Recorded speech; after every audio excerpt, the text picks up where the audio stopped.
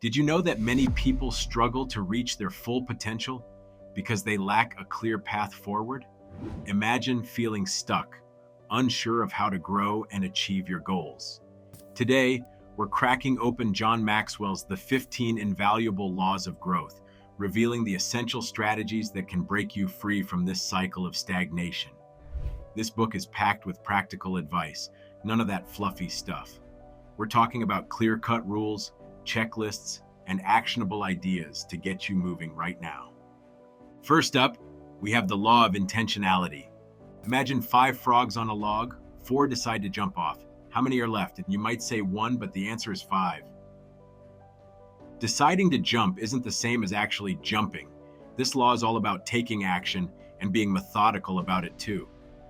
Maxwell says there are 3 types of people: those who float through life without a plan, those who know what they want but never go for it, and those who chase their goals head on.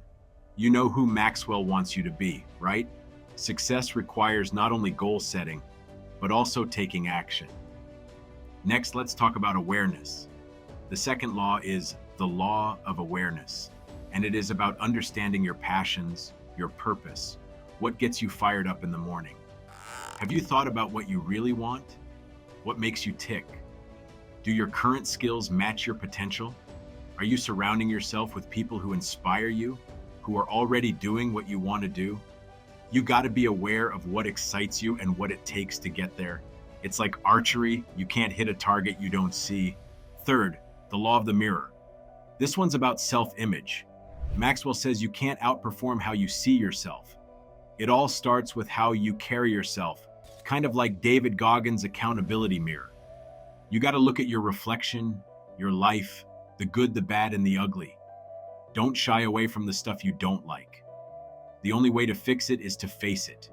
Maxwell even says, if you put a small value on yourself, the world will not raise the price for you. The world treats you how you treat yourself, so you got to believe in yourself first. That's the key to unlocking your true potential. All right, moving on to number 4, the law of reflection. You know how crazy and fast-paced things can get these days? This law is about taking a quiet moment to think, to process what's happening around you. Ask yourself, was I happy with yesterday? How are things unfolding in my life? Maxwell talks about identifying your biggest strengths and weaknesses. Are you spending your days wisely? What habits are serving you well, and which ones are holding you back? Reflecting on these things is important because if you don't hit pause, they'll just fly right by unnoticed. Next up is the law of consistency.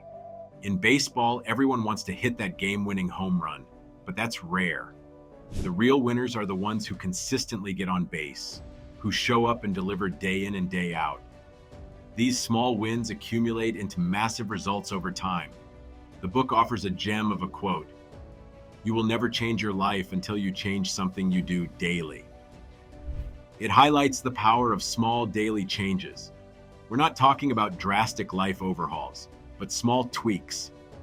Maybe it's stretching or reading before breakfast. Tiny changes that make a huge difference over time.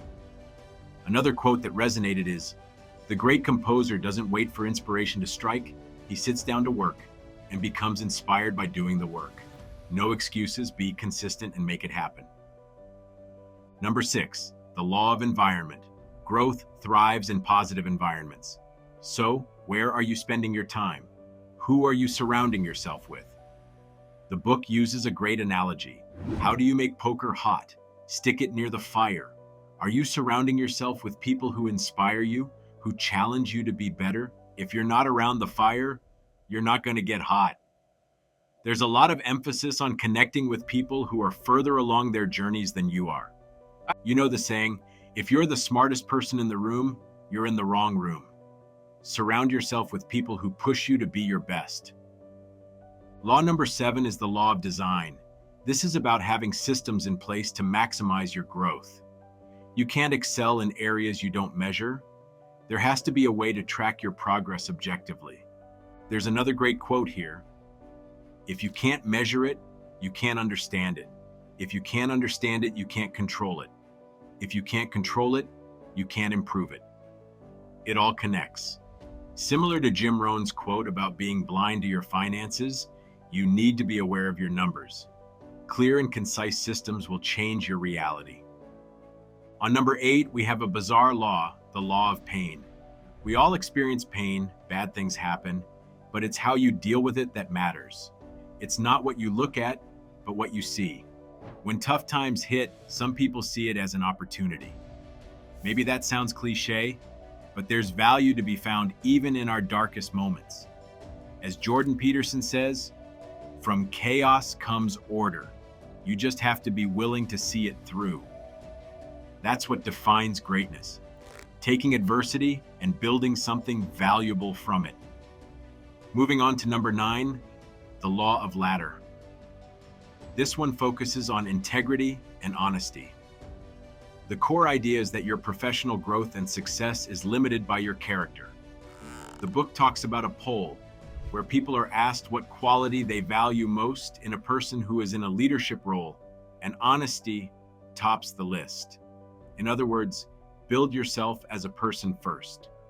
Be someone who lives with integrity, who is honest and decent, someone who shows they care. As Maxwell says, it's not about you. It's about using your talents and skills to give back and make a positive impact. People appreciate that, and as a result, you'll find yourself reaching your goals much faster. But first things first, be a person of integrity. Number 10 is the law of the rubber band. At one of his conferences, Maxwell gave everyone a rubber band and asked them to find a use for it. Interestingly, every single rubber band, regardless of its use, was stretched. The point is, for a rubber band to be useful, it has to be stretched. That's similar to people. To maximize our potential and become truly valuable, we need to be stretched and move outside our comfort zones. Growth stagnates when that tension disappears, when we get too comfortable. That's where sayings like, do one thing every day that scares you, come from. You need to keep that rubber band taut, keep stretching yourself, and constantly move towards becoming the new you. Number 11 is the law of trade-offs. To gain something, we have to let something go. We have to give things up. Maxwell talks about how, when it comes to taking risks, we tend to overvalue what we have, even the things we don't necessarily love, and undervalue what we could have. The familiar is comfortable, the unknown is scary, but he argues that we're overvaluing the present and undervaluing the future possibilities. To put it another way, he says there's no future in any job. The future lies in the person who holds the job. Your current situation isn't where all the value is. You are a valuable commodity, and you can take that value wherever you go as long as you keep growing and adapting. As long as you chase what matters and keep adding value to others, the job itself doesn't matter. That should be a confidence booster. You have everything you need to go wherever you need to go. The perfect law for you career development. Up next is number 12, the law of curiosity. This law highlights the importance of curiosity, the kind that leads people to change the world. Don't be afraid to ask questions, even if you think it might make you look silly. There's a quote in the book that says, "It's better to look uninformed than be uninformed." The curious minds are the ones who question the status quo, push boundaries, and explore what happens when things are done differently. That's where innovation and change come from. The best lives are filled with curiosity. Number 13 is the law of modeling. This one is pretty straightforward. It's about seeking mentors for greater motivation, like John Maxwell himself in this case, or people you can learn from through books. Surround yourself with those who have achieved what you want to achieve, people with expertise and wisdom to share. We learn faster and accomplish more by following those who inspire us. You become like the people you follow, so choose wisely. Law number 14 is the law of expansion. This law reminds us that life stagnates when we stop growing. Are we limiting ourselves? Can we be doing more? The key is to replace can I with how can I. Can I implies doubt, while how can I assumes it's possible and asks about the strategy. It's about removing limitations. We often have these self-imposed limitations that hold us back, and this law encourages us to be aware of them and remove them so we can experience a bigger and more fulfilling life. The final law, number 15, is the law of contribution. This one emphasizes that true fulfillment comes from contributing to something bigger than yourself, the greater good. You're not doing things just for yourself. You're using your skills and talents to make a positive impact on the world. When everyone does this, society as a whole benefits, and life becomes better for everyone. So those are the 15 Invaluable Laws of Growth by John Maxwell. It's a great read, packed with practical and actionable steps to help you grow. If you're looking for a book that will help you reach your full potential, I highly recommend it.